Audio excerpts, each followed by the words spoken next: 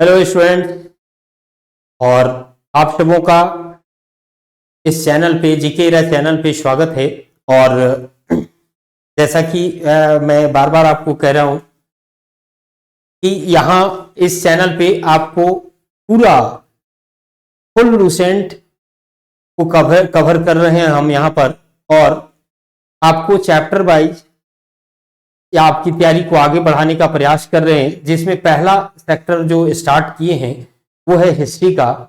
Indian history को आपको हम चैप्टर वाइज आगे लेके जा रहे हैं, जिसमें से आज भी आपके साथ एक लेक्चर मैं शेयर कर रहा हूं, और वो है इंडस सिविलाइजेशन से ही सिंधु सभ्यता या हड़प्पा सभ्यता से ही आज का भी लेक्चर है। और इसमें जैसा कि लास्ट लेक्चर में आपको सिंधु सभ्यता के विभिन्न स्थलों के बारे में बताए थे, ठीक है, सिंधु सभ्यता के विभिन्न स्थलों के बारे में बताए थे। आज उसी को थोड़ा सा और क्लियरिफाई करेंगे। फिर हम आज के क्लासों में आपको सिंधु सभ्यता के सामाजिक जीवन, आर्थिक जीवन, धार्मिक जीवन के बारे में बताएंगे। मतलब अब एक दो क्लासेस और लगेंगे, तब आप सिंधु सभ्यता से क्वेश्चन कंप्लीट करेंगे। पहला आज के क्लासों में तो आपको सामाजिक स्थिति कैसी थी, धार्मिक स्थिति कैसी थी, आर्थिक स्थिति कैसी थी, इसके बारे में जानेंगे आज के क्लासों में। फिर नेक्स्ट क्लासों में आप एविडेंस लेवल का क्वेश्चन जानेंगे। ओके, तो इंडस सिविलाइजेशन 3 पार्ट के हम लोग अध्ययन करेंगे। ओके, तो जैसा कि लास्ट क्लास में आपको बताए थे, है ना, लास्ट क्लास में आपको मैं बताया था कि आरंभिक हड़प्पा का साक्ष्य कहां से मिला है ना। तो आरंभिक हड़प्पा का साक्ष्य जो है, जब हम कहते हैं कि आरंभिक हड़प्पा काल, तो आरंभिक हड़प्पा काल के साक्ष्य आपको मिलेंगे भारत में, भारतीय क्षेत्र में। यदि कहोगे कि आरंभिक हड़प्पा काल, प्रारंभिक हड़प्पा काल का साक्ष्य कहां से मिलेगा, या हड़प्पा पूर्व का साक्ष्य जो बाद में भी कंटिन्यू रहा, तो है कालीबंगा। एकमात्र कालीबंगा राजस्थान है जहां से प्री हड़प्पा पूर्व साक्ष्य हमें प्राप्त होता है भारतीय क्षेत्र में। बाकी जो क्षेत्र है प्री हड़प्पन का, वो सब आपको पाकिस्तान और अफगानिस्तान क्षेत्र में मिलेंगे। ठीक है, जैसे अफगानिस्तान क्षेत्र का मैं आपको बताया कि मुंडी गाक है, सोरतुघई है, ये सब प्री हड़प्पन है। ठीक है, प्री हड़प्पन है। उसके बाद आपका बलूचिस्तान में ढेर सारी संस्कृतियां थी, है ना, वहां पर मिलेगा। उसके बाद सिंधु प्रांत में हड़प्पा हो गया, सरायखोला हो गया, जलीलपुर हो गया, इस सेक्टर में मिलेगा। लेकिन भारतीय क्षेत्र में प्री हड़प्पन यदि आप पूछिएगा, है ना, तो भारतीय क्षेत्र में आप ध्यान दीजिए, भारतीय क्षेत्र में प्री हड़प्पन, है ना, प्री हड़प्पन साइट जो है, प्री हड़प्पन जगह जो है, वो सिर्फ कालीबंगा, भारत में कालीबंगा। ठीक है, कालीबंगा आपको मिले। तो कभी कभी ऐसे प्रश्न रहते हैं, प्री हड़प्पन साइट्स कौन से हैं। ठीक है, फिर पूर्ण विकसित हड़प्पा काल है, तो पूर्ण विकसित हड़प्पा काल में तो ढेर सारे साइट मैंने आपको बताए थे, है ना, लास्ट क्लासों में, जो विभिन्न भारतीय राज्यों से हैं, गुजरात से है, राजस्थान से, हरियाणा से है ना, तो वो सब साइट मैंने आपको बताए हैं। अब उत्तर हड़प्पा या परवर्ती हड़प्पा संस्कृति के स्थान आपको ध्यान में रखना है। बाद वाले चरण 3 फेज में बांटेंगे, एक प्री हड़प्पन, एक हड़प्पन, और फिर एक परवर्ती या लेटर हड़प्पन, 3 काल में। तो तीसरा लास्ट फेज हड़प्पा सभ्यता का जब अंत हो रहा था, है ना, तब कहां से साक्ष्य मिला है हमें, परवर्ती हड़प्पा का। ठीक है, ये ध्यान में रखिएगा। लास्ट फेज का जो एविडेंस है वो किन किन स्थानों से मिला है। ठीक है, तो कुछ एक स्थान का मैं नाम ले रहा हूं। जैसे आपको जैसे पूछा, पहला तो मांडा ध्यान में रखना, मांडा ये परवर्ती काल का है ना। मांडा में इंडस सिविलाइजेशन के साक्ष्य मिले हैं, नीचे ऑप्शन यदि दे दिया किस काल के हैं, है ना, तो आपको मानना है ये परवर्ती काल का है। मतलब पूर्ण विकास के बाद हड़प्पा सभ्यता जब डिक्लाइन फेज में था, तब का मांडा से साक्ष्य मिला है। ठीक है, मांडा जम्मू में पड़ेगा। ओके, यूपी में कुछ एक सेक्टर है, यूपी में, उत्तर प्रदेश में जो भी मिले हैं साक्ष्य, वो परवर्ती हड़प्पा काल के मिले। ठीक है, ना तो पूर्ण विकसित के मिले ना तो प्री हड़प्पन के मिले। यूपी का जो भी साइट है वो सब परवर्ती हड़प्पा काल का है। जैसे आलमगीर का नाम आपने सुन रखा है, आलमगीर, आलमगीर ये हिंडन नदी किनारे है, आलमगीर हिंडन नदी किनारे है। ठीक है, आलमगीर हो गया। बड़ा गांव, बड़ा गांव, बड़ा गांव हो गया। बड़ा गांव के बाद आपको हुलास, हुलास, हुलास हो गया। फिर आमखेड़ी, आमखेड़ी है ना।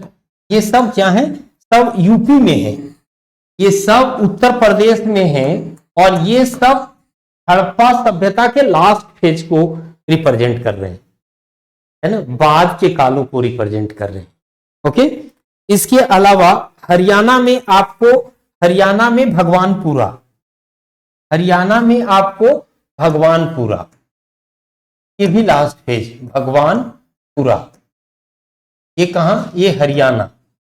तो लास्ट फेज यहां ध्यान रखेंगे, हरियाणा, भगवानपुरा। ओके, पंजाब में, पंजाब में नागर, नागर गधेरी, ये सब लास्ट फेज, ये सब पंजाब। तो इंडस सिविलाइजेशन ये बताना बाकी रह गया था लास्ट लेक्चर में, ये बताना बाकी रह गया था लास्ट लेक्चर में, इसलिए यहां पर मैं इसको अटैच किया हूं कि आप देखो यहां पर इस तरह से पूर्व हड़प्पा काल, हड़प्पा काल और परवर्ती हड़प्पा काल, तीन फेज में बांट के आपको ध्यान रखना है साइट्स को। ठीक है, ये प्रश्न आपको आते हैं, परवर्ती हड़प्पा कालीन साक्ष्य कहां से मिले हैं। ओके, तो ये चीज आपको ध्यान रखना है ना। हड़प्पा सभ्यता, जैसा मैं बताया कि हड़प्पा सभ्यता को द्वितीय नगरीकरण कहते हैं, सेकेंड अर्बनाइजेशन के नाम से ये बोला जाता है, लेकिन है ये भारत का पहला नगरीकरण, है ना, पहला नगरीकरण है भारत का। और फिर सेकेंड अर्बनाइजेशन होगा आपका छठी सदी ईस्वी पूर्व में। ओके, अब जैसा कि मैं बताया कि अब इस सभ्यता का कुछ एक फीचर्स हम सामाजिक जीवन से लेंगे, आर्थिक जीवन के बारे में जानेंगे, और फिर धार्मिक जीवन के बारे में जानेंगे। ओके, तो यहां पर हम बात को आगे बढ़ा रहे हैं, और सबसे पहला ना सामाजिक जीवन, सिंधु सभ्यता कालीन सामाजिक जीवन, सामाजिक जीवन के बारे में जान, समाज कैसा था इनका, है ना, समाज कैसा था। तो अब आई जानो कि जो ग्रामीण समाज होता है, समाज दो ही ना, ग्रामीण समाज और शहरी समाज, नगरीय समाज। तो इसकी विशेषता होती है, ग्रामीण समाज जब हम लोग बोलते हैं तो ग्रामीण समाज में ना समानता उसकी विशेषता होती है, और जब नगरीय समाज कहते हैं तो उसकी असमानता विशेषता। नगरीय समाज में एक ही स्टेटस के लोग नहीं पाए जाते, है ना। तो पहला बात तो यह है कि यदि हम इंडस सिविलाइजेशन का सामाजिक जीवन कह रहे हैं तो इनका सामाजिक जीवन असमानता पूर्ण, असमानता पूर्ण सामाजिक जीवन था इनका, है ना, असमानतापूर्ण। नगरों में असमानता पाई जाती जबकि गांवों में समानता पाई जाती, ये बराबर ध्यान रखेंगे। ठीक है, और हड़प्पाई समाज 4 वर्णों पर आधारित था, 4 वर्गों में विभाजित था, 4 वर्ग। 4 वर्ग कौन कौन है भाई, 4 वर्ग है आपका योद्धा, योद्धा, है ना, विद्वान, विद्वान, व्यापारी, व्यापारी और अमीर, ये 4 समाज 4 वर्ग में विभाजित था, है ना, योद्धा, विद्वान, व्यापारी और श्रमिक, श्रमिक सॉरी, योद्धा, विद्वान, व्यापारी और श्रमिक, मैंने अमीर लिख दिया यहां पे, श्रमिक, श्रमिक, ये 4 भागों में बटा हुआ था। ठीक है, हड़प्पा कालीन। उसके बाद यहां का समाज जो था, यहां के लोग थे वो 4 प्रजाति के लोग, मैं लास्ट क्लासों में ग्रुप बताया था, 4 प्रजाति, इंडस सिविलाइजेशन में 4 प्रजाति के लोग पाए जाते थे, 4 प्रजाति। 4 प्रजाति कौन कौन है भाई, तो भूमध्य सागरीय, भूमध्य, भूमध्य सागरीय पहला, भूमध्य सागरीय में ध्यान रखना कि आपको प्रश्न आएगा कि इंडस सिविलाइजेशन में सबसे ज्यादा कौन थे, तो भूमध्य सागरीय प्रजाति के लोग थे, सर्वाधिक ध्यान रखिएगा आप सब। सबसे ज्यादा भूमध्य सागरीय प्रजाति के लोग यहां पर थे, ठीक है, इंडस सिविलाइजेशन में। उसके बाद प्रोटो ऑस्ट्रेलॉइड, दूसरा कौन है, प्रोटो ऑस्ट्रेलॉइड,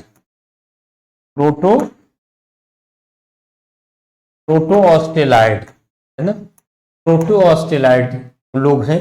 उसके बाद मंगोलाइड, उसके बाद मंगोलाइड, मंगोलाइड और अल्पाइन, अल्पाइन, ठीक है।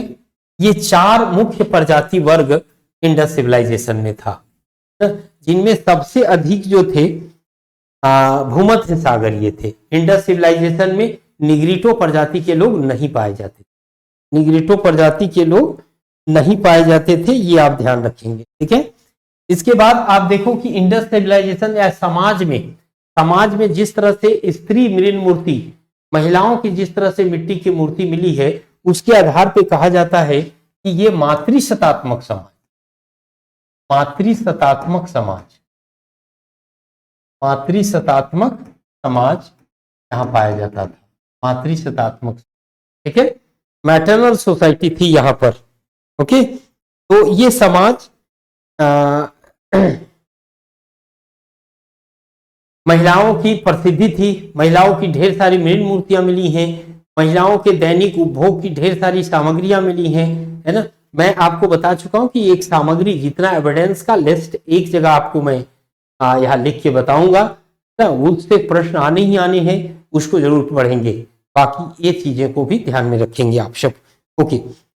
तो ये समाज इनका है ना, समाज, ओके। आर्थिक जीवन, अब इस काल का आर्थिक जीवन आप देखिए, आर्थिक जीवन, इकोनॉमी, आर्थिक जीवन, आर्थिक जीवन में हम सब जानते हैं कि ये नगरीय सभ्यता थी, नगर की सभ्यता थी, तो निश्चित रूप से यहां व्यापार वाणिज्य की प्रधानता होगी, है ना, व्यापार वाणिज्य की प्रधानता होगी निश्चित तौर पर, ओके। लेकिन ऐसा नहीं है कि व्यापार वाणिज्य हो रहा तो कृषि कार्य की उपेक्षा की जाती हो, यहाँ कृषि कार्य भी होते थे, लेकिन वो सराउंडिंग गांवों में, मुख्य नगरों में व्यापार वाणिज्य को लेकर ही लोगों की भीड़ होती थी। तो ये आर्थिक जीवन, ये व्यापार वाणिज्य मुख्य है ना, व्यापार वाणिज्य, इसीलिए तो समाज में वणिक वर्ग की प्रधानता थी, वणिक वर्ग की प्रधानता थी, जो व्यापार आदि करते थे वो काफी ताकतवर थे या काफी महत्व रखते थे इस सभ्यता में, ठीक है।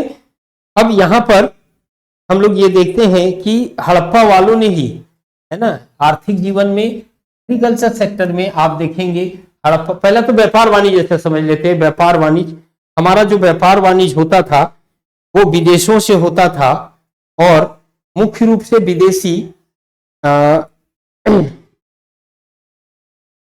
किन देशों से हमारा व्यापार होता था उसको ध्यान में रखेंगे हम सब, ठीक है। तो व्यापार वाणिज्य से प्रश्न होंगे, और व्यापार वाणिज्य में आप ध्यान रखेंगे कि ये व्यापार वाणिज्य दो मार्गों से होता था, एक स्थल था, स्थल मार्ग से होता था, और एक जल मार्ग से होता था, है ना, जल मार्ग से होता था, स्थल और जल मार्ग दो रास्ते थे व्यापार वाणिज्य के, ठीक है। और दोनों समुन्नत थे, व्यापार वाणिज्य काफी विकसित था और सिंधु वाले के फेवर में था, मतलब बैलेंस ऑफ पेमेंट, भुगतान संतुलन हमें लगता है कि सिंधु वालों के फेवर में था, इसलिए व्यापार वाणिज्य यहाँ काफी बढ़ रहा था या काफी वृद्धि हो रही थी, ओके। अब यहाँ जो बाह्य व्यापार थे हमारे, वो मेसोपोटामिया, बाह्य व्यापार किनके साथ होता था, वाणिज्य व्यापार हमारा मेसोपोटामिया, मेसोपोटामिया, मेसोपोटामिया के साथ होता था, आधुनिक इराक को ही हम लोग मेसोपोटामिया कहते हैं, है ना। उसके बाद अफगानिस्तान, अफगानिस्तान, अफगानिस्तान के साथ था, बहरीन के साथ था, बहरीन के साथ था, ओमान के साथ था, ओमान और सीरिया के साथ था। बाह्य व्यापार हमारा, बाह्य व्यापार मेसोपोटामिया, अफगानिस्तान, बहरीन, ओमान और सीरिया के साथ था।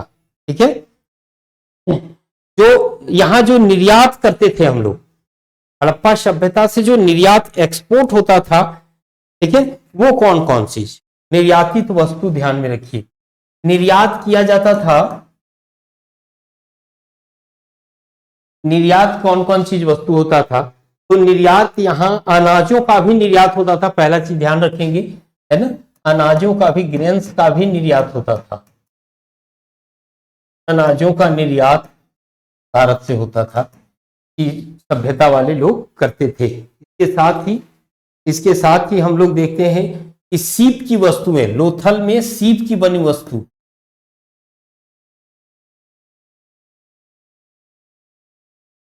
सीप की बनी वस्तु, है ना, सीप की बनी वस्तु का निर्यात होता था।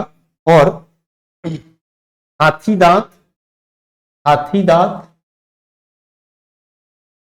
हाथी दांत, हाथी दांत, कपास, कपास निर्मित, कपास निर्मित वस्तु, है ना, ये सब निर्यात की वस्तु थी, एक्सपोर्ट किया जाता था इन देशों में, जो मैं विदेश व्यापार आपको बताया। अब एक्सपोर्ट कहां कहां से क्या होता था, ये आपका इंपॉर्टेंट चीज शुरू हो गया, है ना, आयात कहां कहां से क्या चीज हम लोग करते थे। ठीक है, ओके, तो अब देखो, जैसे चांदी, चांदी का इंडस सिविलाइजेशन वाले कहां से आयात करते, ठीक है, चांदी का, तो चांदी का देखो मेसोपोटामिया से, चांदी मेसोपोटामिया, मेसोपोटामिया से चांदी आता था,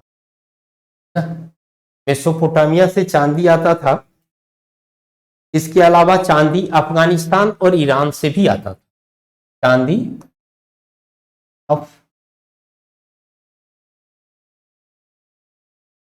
अफगानिस्तान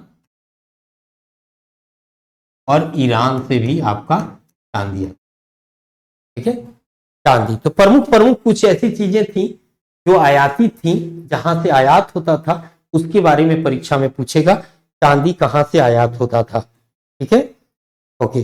अब तांबा, तांबा देखो, तांबा, तांबा का मुख्य आयाती क्षेत्र था बलूचिस्तान, बलूचिस्तान, बलूचिस्तान हो गया, राजस्थान हो गया, राजस्थान का खेतड़ी, है ना, खेतड़ी, राजस्थान का खेतड़ी, तो बलूचिस्तान और राजस्थान क्षेत्र से तांबा। ठीक है, सोना, सोना अभी भी सोना वही मिलता है ना, तो दक्षिण भारतीय क्षेत्र, कोलार, कोलार मैसूर से, मैसूर, है ना, मैसूर कह सकते हैं हम लोग, अभी भी कोलार हट्टी की खानी है कर्नाटका में, जहां से सोना होता, तो उस समय भी सोना वहीं से प्राप्त होता था। ठीक है, ओके। इसके अलावा लाजवर्थ, लाजवर्थ, लाजवर्थ, लाजवर्थ कहां से आता था, बदखशा से, बदखशा, है ना, लाजवर्थ बदखशा से आता था। ठीक है, आपको तीन सीसा, तीन, तीन हो गया, तीन सीसा, सीसा, है ना, तीन सीसा, ये तीन सीसा कहां से आता था, ईरान से आता था, तीन सीसा ईरान और अफगानिस्तान, ईरान, ईरान और अफगानिस्तान, अफगानिस्तान, ईरान और अफगानिस्तान से तीन और सीसा आता था। ठीक है, ओके। अब हमारा जो बाह्य व्यापार होता था, महत्वपूर्ण बंदरगाह कौन कौन थे, जलीय मार्ग से व्यापार होता था, तो महत्वपूर्ण बंदरगाह पूछेगा, सिंधु सभ्यता के महत्वपूर्ण बंदरगाह, है ना, महत्वपूर्ण बंदरगाह, ऐसे तो आप पढ़ेंगे लोथल, प्रमुख बंदरगाह था, लोथल प्रमुख बंदरगाह था। लेकिन लोथल के अलावा और कौन कौन से बंदरगाह थे वो यहां पर आप ध्यान रखेंगे, ठीक है। लोथल के अलावा यहां जो प्रमुख बंदरगाह थे मैं लिख रहा हूं, एक तो लोथल है, लोथल है, रंगपुर है, ये भी बंदरगाह था, लोथल रंगपुर हो गया। इसके अलावा प्रभास पाटन, प्रभास पाटन, प्रभास पाटन ये भी बंदरगाह था आपका। प्रभास पाटन गुजरात तट पे पड़ेगा। बालाकोट, बालाकोट, बालाकोट एक प्रमुख बंदरगाह। तुतकागेंडोर, तुतकागेंडोर, तुतकागेंडोर, सोतकाको, सोतकाको, ठीक है।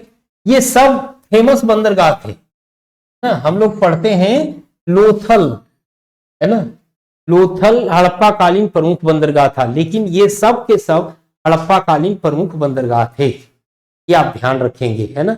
इस तरह का ऑप्शन यदि आपको दे दिया, नीचे 4 स्थान दे दिया और बोला इनमें से कौन बंदरगाह थे, तो भाई उपरोक्त सभी मारना पड़ेगा। यदि ये सब नाम रहते हैं तो सभी बंदरगाह थे और सबका इंपॉर्टेंस था, ठीक है, सबका इंपॉर्टेंस था यहां पर। ओके, तो आप ये ध्यान रखेंगे। व्यापार, इनके साथ व्यापार होता था, इन चीजों का व्यापार होता था, ये आप ध्यान रखेंगे। ओके, इसके बाद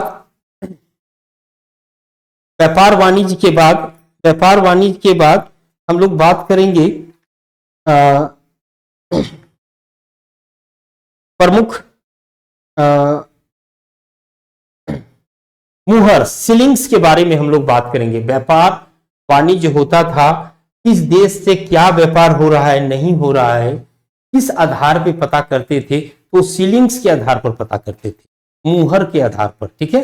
मुहर मतलब क्वाइंस नहीं, मुहर मतलब सीलिंग्स, जिसके आधार पर कोई भी उत्पाद का कहाँ का है ये पता चलता था। तो सिंधु सभ्यता से मुहर जो प्राप्त हुए हैं, मुहर, है ना, मुहर, वो 2500 मुहर प्राप्त हुए हैं, तकरीबन 2500 मुहर सीलिंग्स प्राप्त हुए हैं। 2500 मुहर जो आयताकार या वर्गाकार थे। ये मुहर कैसे थे, ये या तो आयताकार बहुत सारे हैं, आयताकार हैं, और दूसरा वर्गाकार है, आयताकार है और वर्गाकार है मुहर ये, ठीक है, मुहर। ओके, तो इन मुहरों से हमें पता चलता है, इन मुहरों पर ढेर सारे पशुओं की चित्र उकेरी जाती थी, जिनमें एक श्रृंगी पशु, एक श्रृंगी पशु के चित्र बहुतायत में मिलते है ना, सिंगल हॉर्न, यूनिकॉर्न पशु की आकृति यहां पर मिलती है। ओके,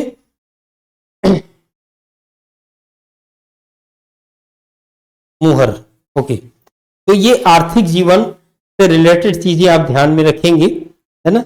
उसके बाद इनका धार्मिक जीवन के बारे में आपको ध्यान रखना है। धार्मिक जीवन, ठीक है, धार्मिक जीवन कैसा था, धर्म कैसा था इस काल में, इंडस सिविलाइजेशन वालों का धर्म कैसा था, उसके बारे में।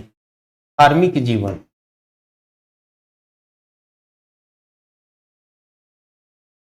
धार्मिक जीवन है, धार्मिक जीवन, धार्मिक जीवन में जैसा हम लोग जानते हैं कि धार्मिक जीवन जब कभी भी जहां कहीं का पढ़ते हैं तो उसमें आराध्य देव पहला चीज, उस भगवान के बारे में जानना होता है। दूसरा, उनके जो क्रियाएं होती थी, धार्मिक क्रियाएं होती थी, उसके बारे में जानना होता है। और तीसरा होता है उस क्रिया को संपन्न कराने वाले वर्ग के बारे में जानना होता है।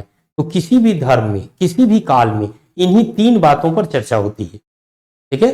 पहला कि उनके देवता कौन थे, दूसरा वो धर्म कैसे करते थे, धार्मिक क्रियाएं क्या थी, और तीसरा उस धार्मिक क्रिया को कराने वाले कौन से वर्ग थे, है ना। तो ये आप यहां पर हम लोग इसी सेंस में पढ़ेंगे इनकी पूजा पद्धति, ठीक है। तो यहां पर हम लोग देखते हैं इनके धर्म में कि मातृदेवी की पूजा की जाती थी, मातृदेवी, धर्म में क्या, मातृ देवी।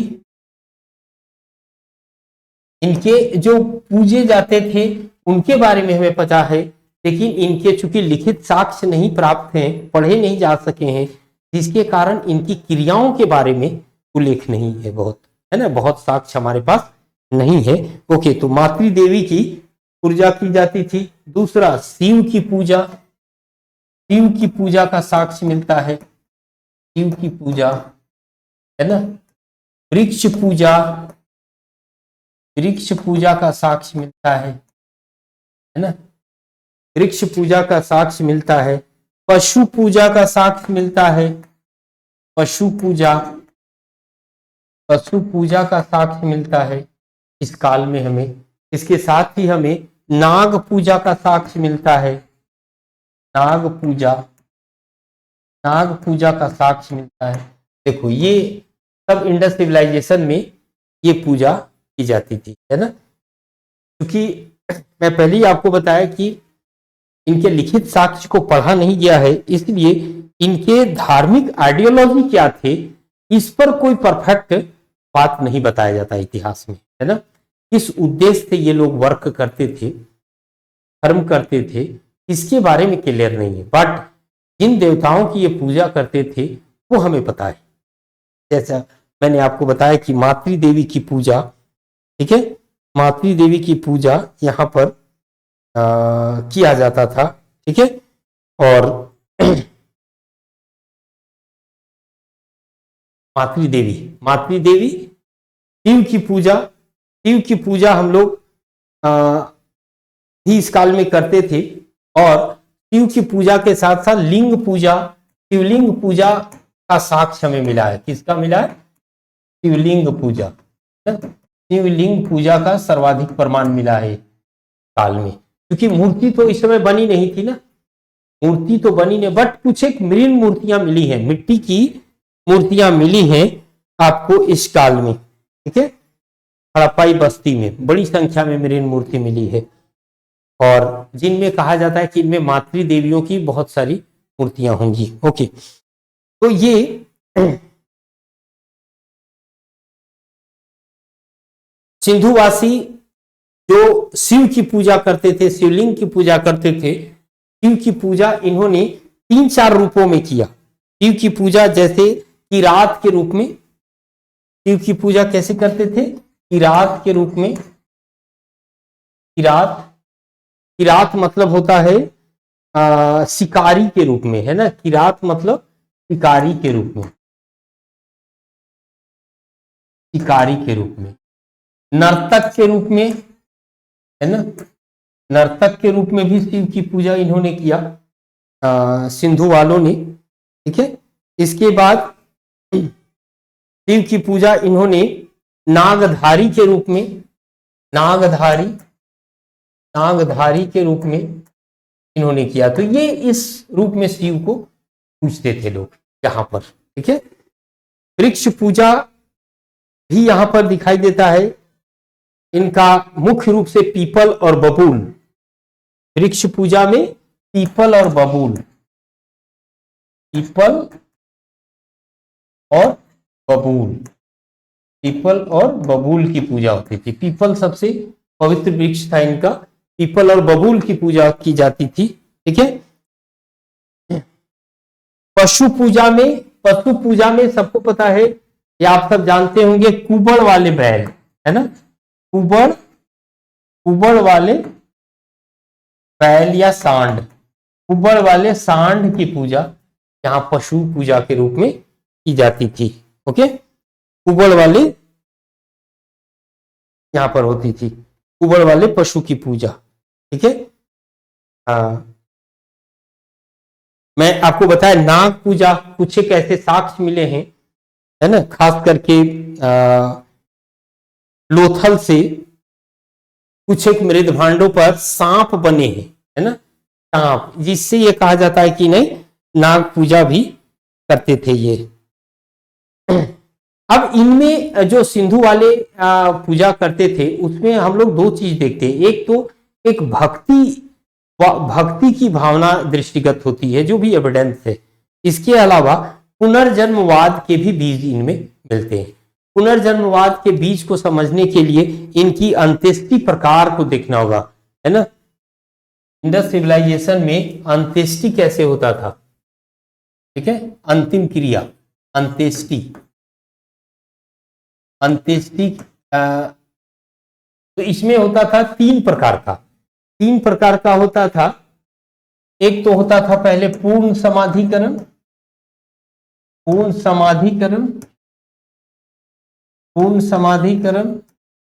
उसके बाद आंशिक समाधिकरण, आंशिक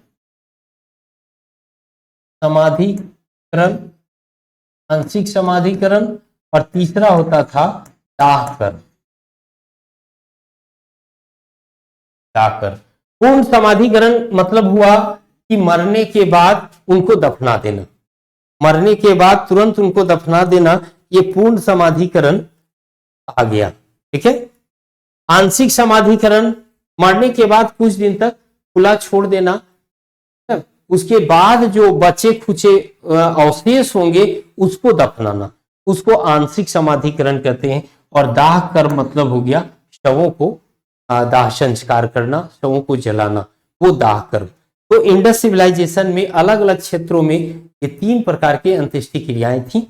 पूर्ण समाधिकरण, आंशिक समाधिकरण में हम लोग ये देखते हैं कि एक आत्मा का कॉन्सेप्ट वहां पर है। चूंकि लोग जब दफनाए जाते थे तो उनकी जरूरत की सामग्री को भी साथ में दफनाया जाता था, तो ये कहीं ना कहीं आत्मावाद को बताता है ना। जब आत्मावाद है तो वो पुनर्जन्म का कॉन्सेप्ट होगा, पुनर्जन्मवाद उससे जुड़ जाता है, ठीक है। तो ये इस काल का दाह संस्कार प्रक्रिया है, आपको ध्यान रखना है, ठीक है। और इस काल में हम लोग देखते हैं कि सबसे अधिक ना यही प्रचलित था, सबसे फेमस यही था, पूर्ण समाधिकरण सबसे अधिक प्रचलित, सबसे अधिक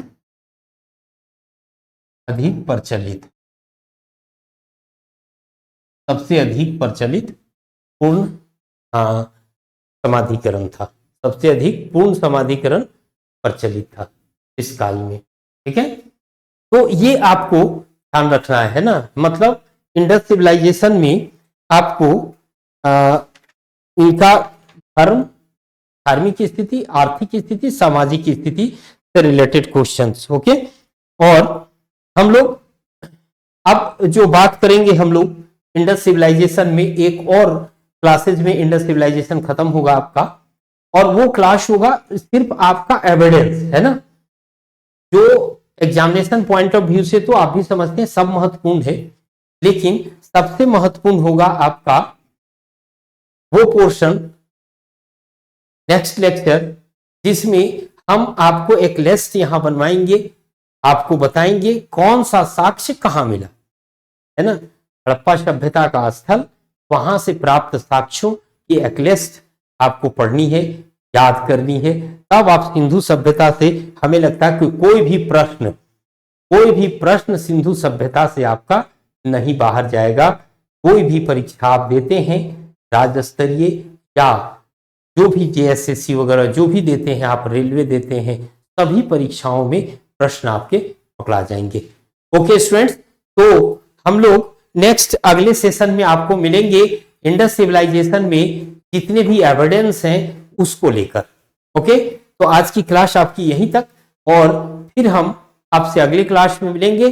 और आप लोग बराबर ध्यान रखें कि नए जानकारियों के लिए, नई कोर्स के बारे में जो भी बातें हम करें वो आप तक पहुंच सके, इसके लिए जरूरी है आपको इस चैनल को सब्सक्राइब करना और देन अपना नोटिफिकेशन ऑन करना, ताकि कोई नई बात हम करें तो आप तक तुरंत पहुंच सके और आप उसका लाभ उठा सकें, है ना। आप देखें और अपने मित्रों को भी बताएं। ओके, धन्यवाद, नेक्स्ट मिलते हैं।